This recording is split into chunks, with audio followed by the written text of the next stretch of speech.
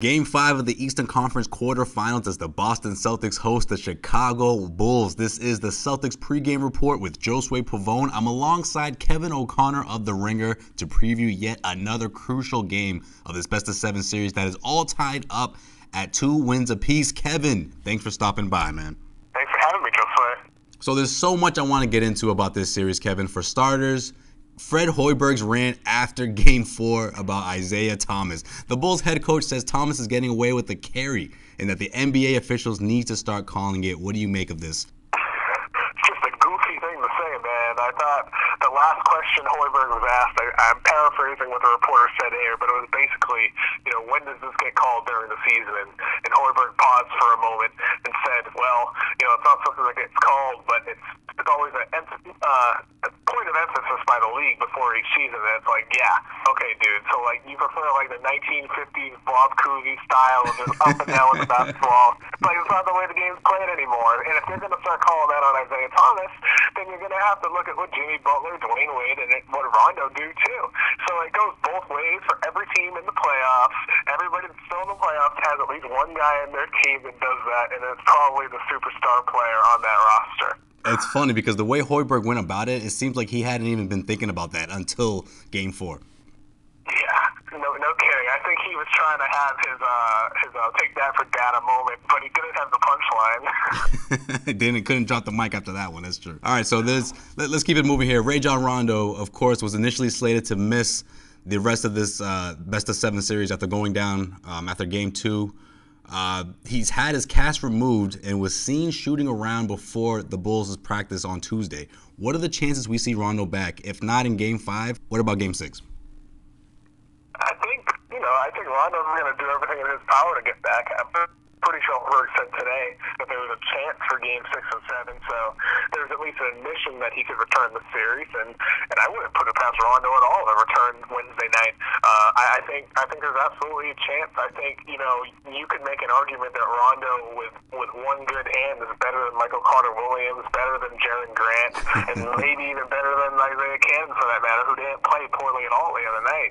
I just think Rondo, even limited, is probably better than those guys because his basketball IQ is so damn good, and he's really helped their defense out. I said before on The Ringer that I think he knows the Celtics playbook, and having that coach on the floor really aids the rest of your team. The CLNS Radio Celtics pregame report is being powered by the SeatGeek ticketing app, the smartest and easiest way to buy and sell sports and concert tickets. Get a $20 rebate off your first purchase by downloading the free SeatGeek app to your phone. Go to the settings tab and click add a promo code and enter the code CELTSNEWS. That's CELTSNEWS, all one word, for a $20 rebate, and so SeatGeek knows who sent you. So Chicago's offense has obviously been struggling without Rondo, as Hoiberg will continue to find ways to get more from his guys on the offensive end. Do you truly believe the Celtics caught a break in having to face the Bulls without Rondo, or do you think the Celtics were destined to turn this series around regardless if Rondo was playing or not?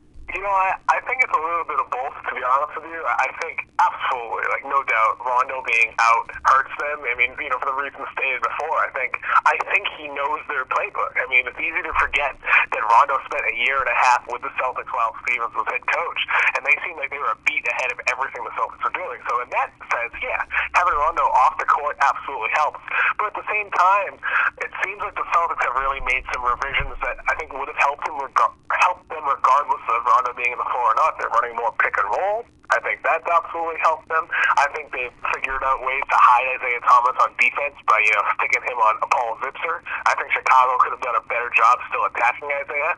But there's little things that they've done that maybe would have helped them anyway, regardless of Rondo being healthy or not for those games. And I think, if Rondo returns for 5, 6, or 7, however long the series goes, we're going to see that. We're going to see, really how much of a difference Rondo might have made. And I think, regardless of whatever difference he did make or didn't make, Celtics were really fortunate that he wasn't on the floor, though. That's the bottom line. They were fortunate that the best point guard of the Bulls, the drop-off from Rondo to the next guy, is pretty steep.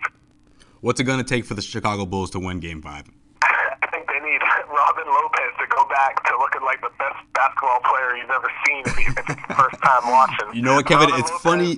Killing it. It's funny you mentioned that because I thought that would be part of the game plan for Game 4. I thought we were going to see Robin Lopez take 15 shots, but that, of course, wasn't the case. Barely even played in the fourth quarter, if at all. He might not even have logged a minute. I don't understand some of the things Fred Hoiberg does. And like when the Celtics put Isaiah Thomas on Zitzer in the corner, why did they not run pick and roll with Zitzer setting the screen to try to force a switch? It's like they weren't able to deviate from whatever their game plan was during the game. And those are the necessary adjustments you have to make. And, not putting Lopez in or not setting screens with Zitzer, it's just really baffling why Chicago didn't make those adjustments. And that's what they're going to have to do. I mean, that's the adjustment they're going to have to make, because the Celtics are going to make adjustments during the game. Brad Stevens is a great head coach with a good coaching staff, and Hoiberg hasn't really shown that they can make those mid-game adjustments. All right, prediction time, Kevin. Who wins Game 5? Celtics win Game 5, and Celtics win Game 6, too. I think they really figured things out this way. I think they're going to close this out in 6, and, after 2 games, we're going to look back and think, damn, we were kind of silly. Chicago has a chance this series. All right. Good job, Kevin. All right, he is Kevin O'Connor of The Ringer. You can check him out on Twitter. He'll be covering the rest of this Bulls and Celtics series, as well as the rest of the NBA playoffs. Follow him on Twitter at Kevin O'Connor NBA. That's at Kevin O'Connor NBA on Twitter. He is a great follow. Excellent NBA content. Trust me, if you're an NBA fan, you will follow this guy and you'll love what he writes, man. Check him out on Twitter. Kevin, this was fun, man. We'll talk again soon, all right? Hey, man. I appreciate the invite. All right, well, that's going to do it for this edition of the Celtics pregame report. Special thanks to Kevin once again, and to everyone who tuned in to yet another edition of the Celtics pregame report. Tonight's postgame show will air immediately following tonight's game on clnsradio.com. Call in toll-free at 347-215-7771 after the game to get on the airwaves. Or, just like this show, you can listen to it on demand, anytime, any place, anywhere on the CLNS Radio mobile app. Be sure to check out the Garden Report after the game on the CLNS Radio YouTube channel at youtube.com/CLNS Radio for all the raw and uncut videos from the locker room and the press table after the game. We'll see everyone back here this Friday as we'll get you ready for Game 6 between the Celtics and the Bulls. Weekday shows air on the Celtics Newsfeed channel on iTunes, Stitcher, and the CLNS Radio mobile app. For today's Boston Celtics pregame report with Joseph Pavone, this is Joseph Pavone signing off.